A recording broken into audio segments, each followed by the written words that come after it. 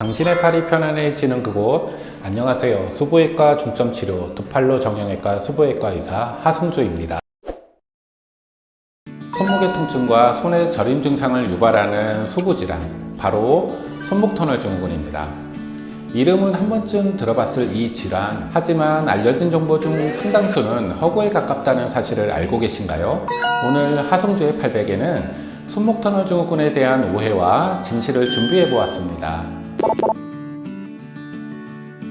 많은 분들이 손목이 아프면 손목터널 증후군을 떠올릴 만큼 인지도가 높습니다. 실제 건강보험심사평가원 통계에 따르면 연간 중소도시 전체 인구수에 준하는 17만 명이 병원을 찾고 있는데요. 그러나 손목이 아프다고 해서 무조건 손목터널 증후군은 아닙니다.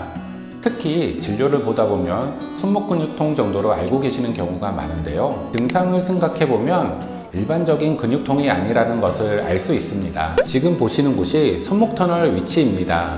터널 내부에는 손의 감각과 기능을 관장하는 정중신경이 지나가는데, 우리가 손을 반복적으로 과사용하게 되면 터널 위에 있는 횡수근 인대가 두꺼워져 터널 내에 존재하는 정중신경을 누르게 됩니다. 그럼 당연히 내부에 지나가는 정중신경도 함께 압박을 받게 되면서 손목 통증과 손바닥과 손가락 저림 증상이 나타나게 됩니다.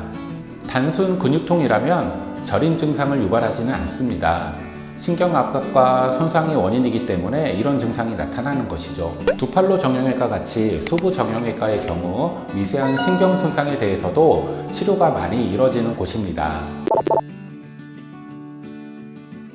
이것도 잘못된 사실이에요. 국내외 수부외과 전문학회 및 SCI 저널에서 직군에 따른 손목터널 증후군 유병률에 대한 연구를 보면 사무직보다 엔지니어, 생산직 종사자, 목수, 헤어 디자이너와 같이 직업 특성상 매일 손목에 힘을 주어 일하는 분들이 사무직보다 2배, 3배 이상 발병률이 높습니다. 그리고 지난 2019년 제가 국제정형외과 학회 발표 당시에 조사한 바에 따르면 국내 환자 중에 40대 이상의 여성과 전업주부의 비율이 70% 이상으로 높았습니다.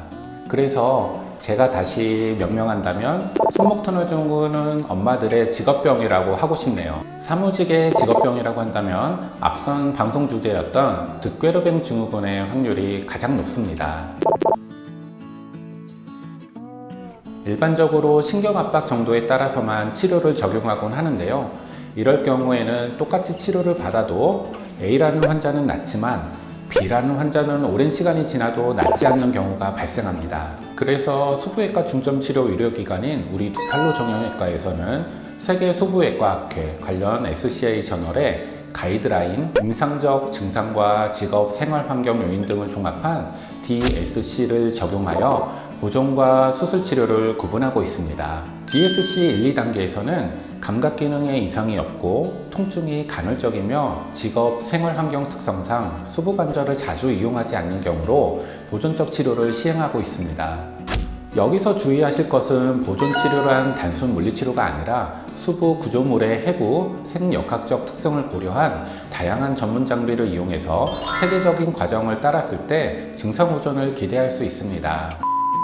오늘 하승주의 800의 3화에서는 손목터널 증후군에 대한 오해와 진실, 그리고 진단에 대해서 알아봤습니다. 4화도 많은 기대 부탁드리며 이상으로 하승주의 800의 3화를 마치겠습니다. 감사합니다.